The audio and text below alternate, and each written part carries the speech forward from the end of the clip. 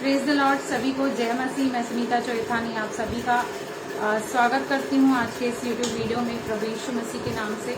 और आज हम जैसे कि मैं व्यभिचार की सीरीज को चला रही हूँ, तो आज पार्ट 3 हम सुनेंगे। और आज भी मैं आपको 2 टाइप्स के अफेयर्स बताऊंगी। और अगर जो आपने चैनल को लाइक नहीं किया तो लाइक करें, सब्सक्राइब करें और बेल आइकन के बटन को क्लिक करें ताकि हर सुबह 9 बजे आपको मेरा वीडियो पहुंच जाए। तो आज हम पहले पढ़ेंगे नीति वचन। कल हमने 1 से 6 पढ़ा था, आज हम पढ़ेंगे 7 से लेकर 7 से पढ़ेंगे। इसलिए अब है मेरे पुत्र, मेरी सुन और मेरी बातों से मुंह न मोड़।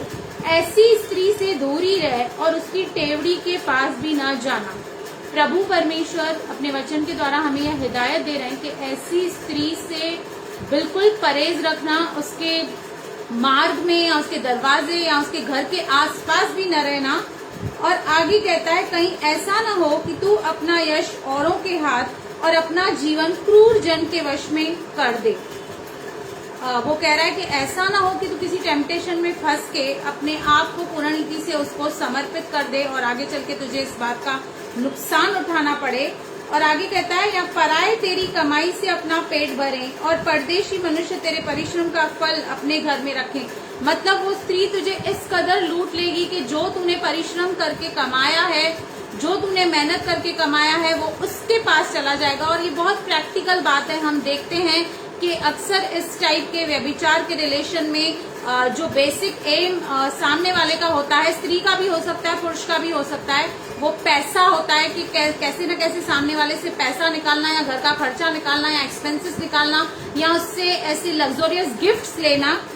आगे कहता है, और तू अपने अंतिम समय में जब कि तेरा शरीर क्षीण हो जाए तब यह कहकर हाय मारने लगे, मैंने शिक्षा से कैसा बैर किया और डांटने वाले का कैसा तिरस्कार किया। अब कह रहा है कि इससे पहले कि तुझे बहुत पछताना पड़े और तू इस बात को लेकर पछताए कि अच्छा होता कि मैं पहले इन बातों को समझता, तो प्रभु का वचन हमें पहले ही हिदायत दे रहा है, हमें वार्निंग दे रहा है कि हमें ऐसे सब बातों से, चाहे स्त्री हो पुरुष हो, आज ऐसा कोई नहीं कह सकता कि सिर्फ पुरुष ही व्यभिचार करते हैं। आज बहुत सारी स्त्रियां भी हैं ऐसे जो इन बातों में लिप्त हैं और इन बातों में पूरी तरीके से इन्वॉल्व हैं। तो जैसे कि मैंने आपको कल 2 टाइप के, मतलब हमारे 4 टाइप के अफेयर्स हो चुके हैं। अब ये मैं 5th टाइप का अफेयर आपको बताना चाहती हूँ, जिसको कहते हैं द स्प्लिट सेल्फ अफेयर या फिर रोमांटिक अफेयर भी आप इसको कह सकते हैं।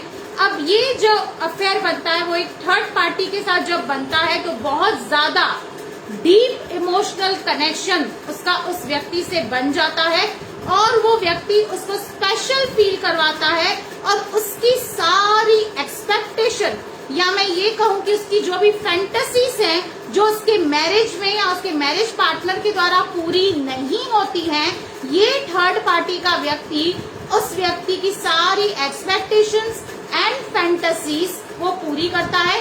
इसके लिए वो उसकी नजर में स्पेशल हो जाता है, मतलब अपने पार्टनर से कई गुना ज्यादा उसकी जो अटैचमेंट होती है वो उसके साथ होती है। और ये एक ड्रग की तरह काम करता है।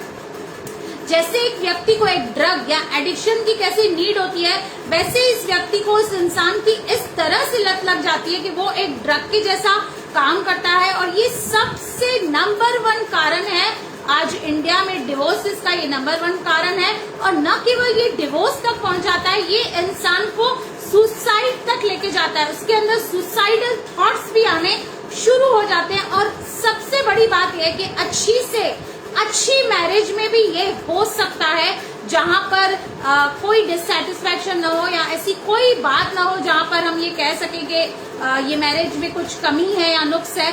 अच्छे से अच्छी मैरिज में ये हो सकता है और यहाँ पर एक स्ट्रॉन्ग रिलेशन थर्ड पार्टी के साथ बनता है। और मोस्टली कैसे बनता है, अपने से ज्यादा जवान व्यक्ति के साथ, मतलब अपने से छोटे के साथ मोस्टली ये रिलेशन बनते हैं। और इसमें अपने इमोशंस को सामने वाला व्यक्ति काबू नहीं कर पाता है, वो अपने उस लॉजिक को समझ नहीं पाता है, अपने उस विवेक की आवाज को सुन नहीं पाता है। और इसकी शुरुआत कैसे होती है, चैटिंग से, फ्रेंडशिप से। पहले नॉर्मली हाय हेलो होता है, फिर अलग किस्म की चैट होती है, फिर धीरे धीरे वो बॉन्डिंग बढ़ के एकदम एक डीप रिलेशन, एक व्यक्ति का थर्ड पार्टी से हो जाता है, जिसको कहते हैं रोमांटिक अफेयर या स्प्लिट सेल्फ अफेयर। और ये most of the times physical attraction से ही होता है, फिजिकल रिलेशन के द्वारा ही ये बॉन्ड और डीप हो जाता है। और छठवां जो मैं आपको बताती हूँ वो है एग्जिट अफेयर।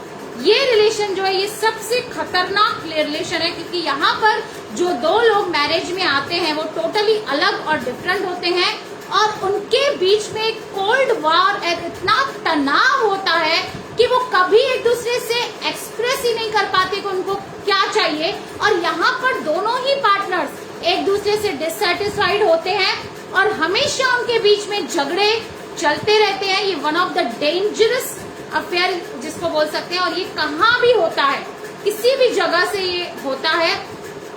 ये चर्च में भी बन सकता है, ये किसी भी रिलीजियस ऑर्गेनाइजेशन में भी बन सकता है। यहाँ पर एक दूसरे से जो मैरिज पार्टनर्स हैं वो कम्युनिकेट नहीं करते, टाइम स्पेंड नहीं करते। एक फॉर्मेलिटी का उनका एक रिश्ता होता है, या एक ऐसा रिश्ता होता है कि चलो बच्चों की वजह से कंटिन्यू करना पड़ा है, मन तो नहीं है पर बच्चे हैं, समाज है, घर वाले हैं, क्या बोलेंगे, इस तरह के वहां पर कंपल्शंस आ जाते हैं। और मोस्टली यहाँ पर पार्टनर्स एक दूसरे को डंप करते हैं और उनके बीच में कभी हेल्दी डिस्कशन नहीं होता किसी भी बात को लेकर। कभी अपनी फीलिंग्स को वो इजहार नहीं कर पाते हैं, कभी अपनी एक्सपेक्टेशन को वो बता नहीं पाते हैं। इसका फायदा थर्ड पार्टी लेती है कि थर्ड पार्टी को जब ये पता चलता है कि ये बंदा या ये बंदी अपने मैरिज में सेटिस्फाइड नहीं है, तब सामने वाला व्यक्ति उसके साथ माइंड गेम शुरू कर देता है और उसको ब्रेन वॉश करना शुरू कर देता है कि आप बहुत ज्यादा सही हैं, आप बहुत ज्यादा अच्छे हैं और आपका पार्टनर गलत है, वो आपको टाइम नहीं देता, वो आपको अंडरस्टैंड नहीं करता, वो आपको समझता नहीं है। इसके कारण जो उनके बीच की दूरियां हैं वो हमेशा बनी रहती हैं। याद रखें, एक मैरिज को अगर जो आपको सक्सेसफुल बनाना है तो आपको टाइम स्पेंड करना पड़ेगा और कम्युनिकेशन ये बहुत दोनों के बीच में होना बहुत जरूरी है।